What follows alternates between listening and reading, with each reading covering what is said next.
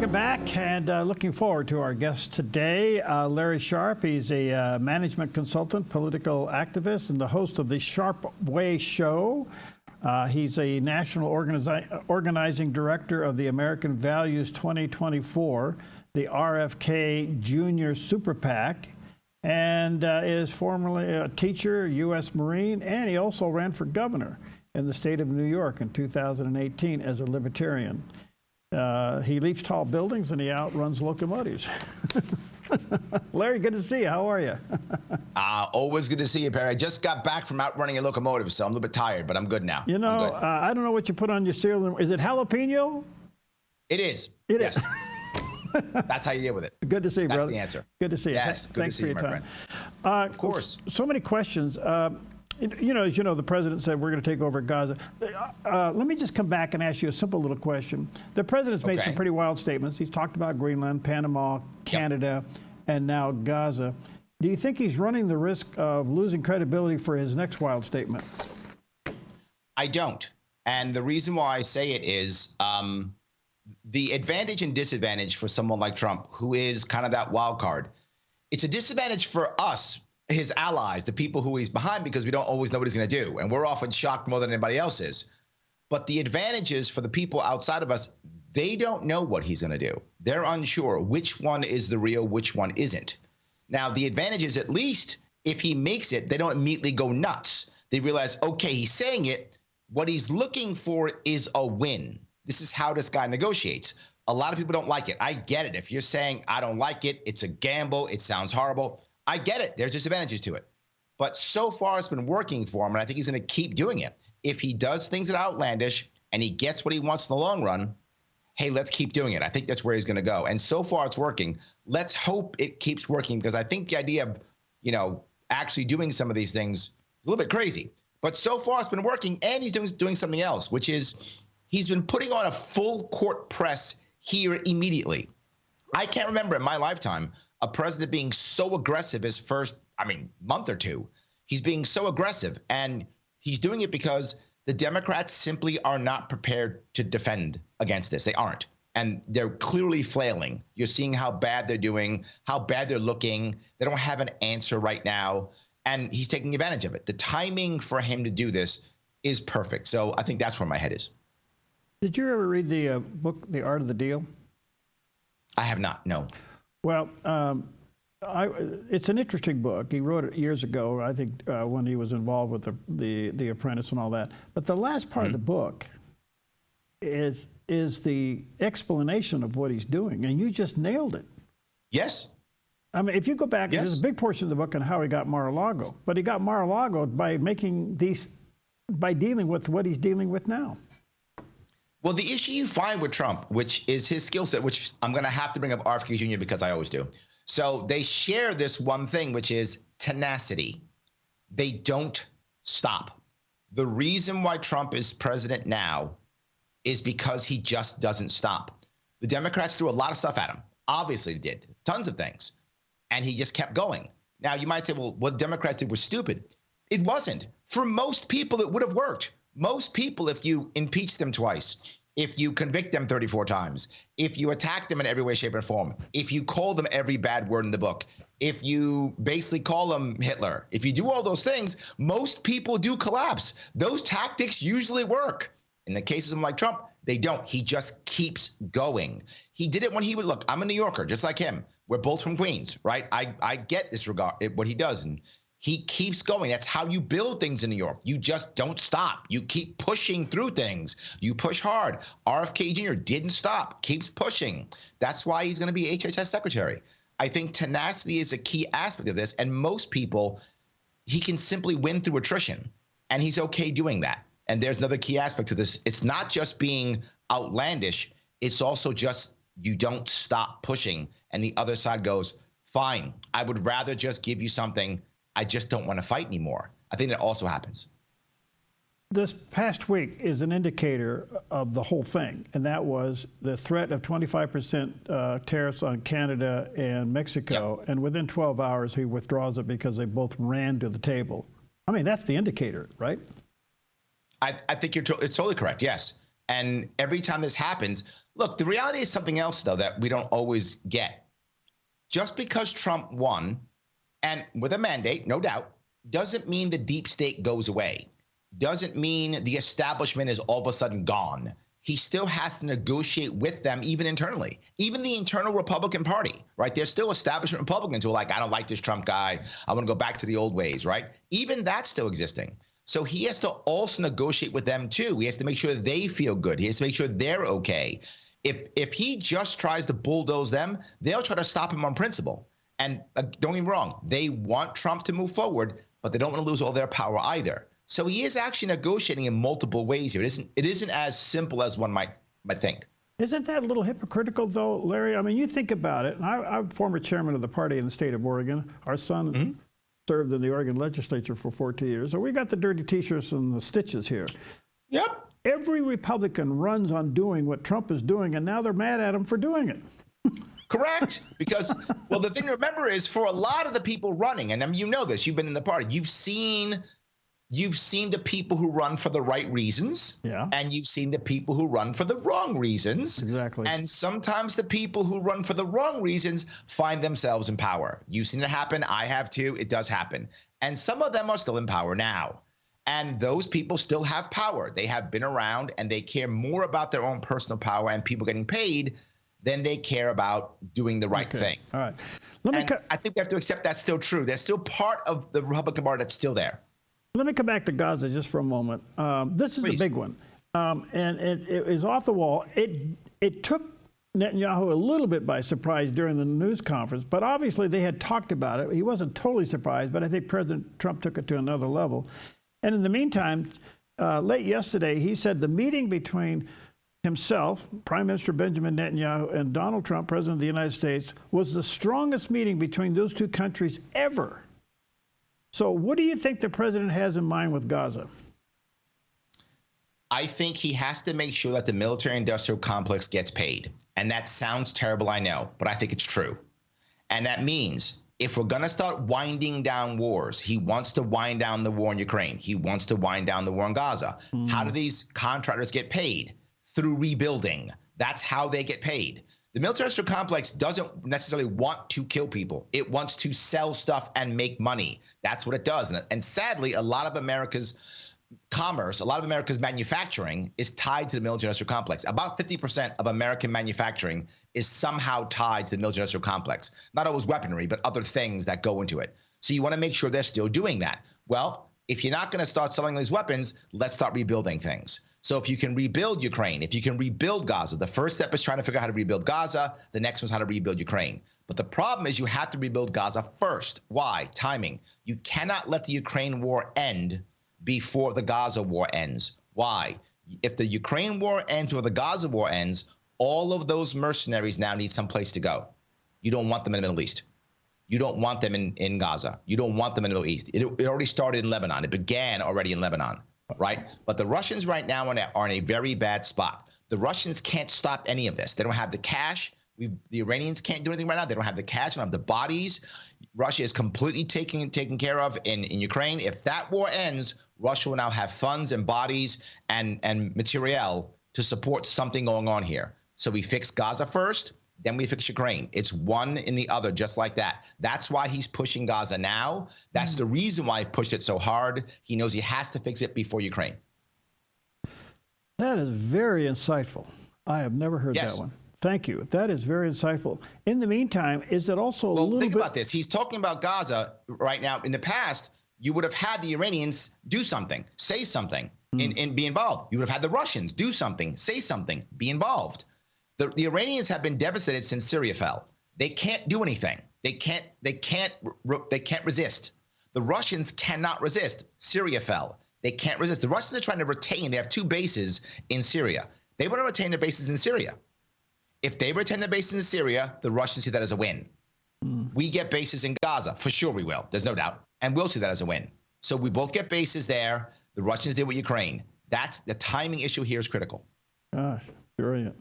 Do you think it's also a little bit of a decoy because while this is going on and it's upset the global international narrative, he's funneling armament to Israel? I think it's obvious and clear. There's no doubt that's going to happen. Of course. The only people we have to worry about here in any way, shape, or form is if and how the Chinese will act. That's it. That's all. And they probably won't. Right? The Chinese are having their own problems in Africa right now with people not. The Chinese having their own problems right now with Africans deciding that they don't want to, keep the Chinese deals. And you can also see how America has pushed China out of Panama. Their Belt and Road Initiative is beginning to fail. They're having their own issues.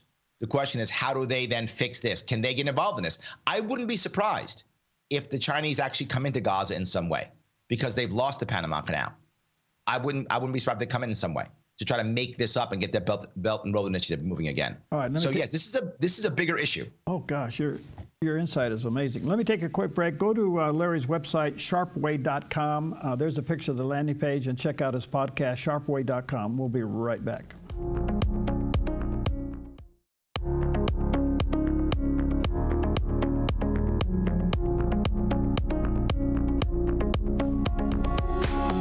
Okay, welcome back, and it's an honor to have back with us Larry Sharpe.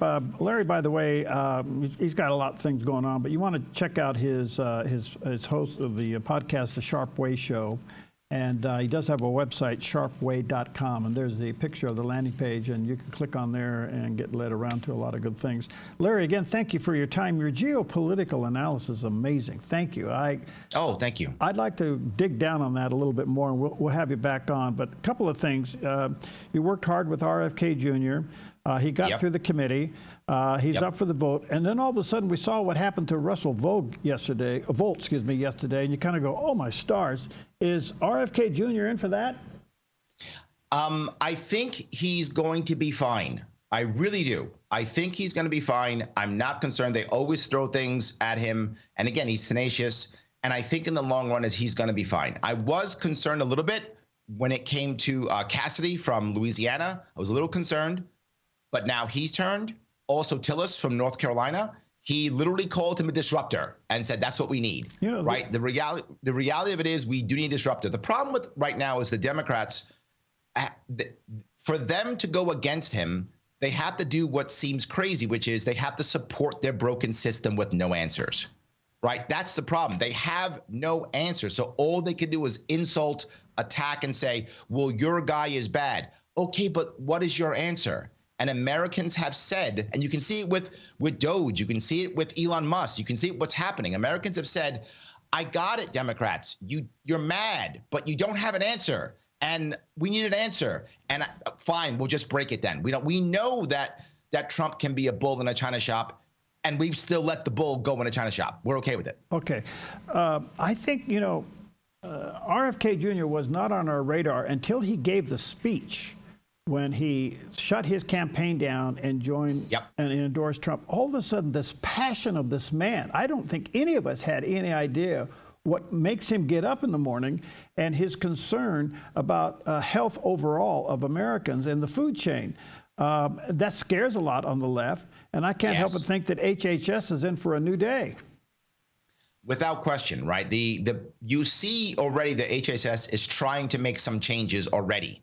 And the reason why they're doing that is they want to act like they're already working to get things done, like it wasn't him that did it, that they were already doing it, like banning the red dye and things like that. They know change is coming, and they're trying to get ahead of it, which is smart for them. It absolutely is.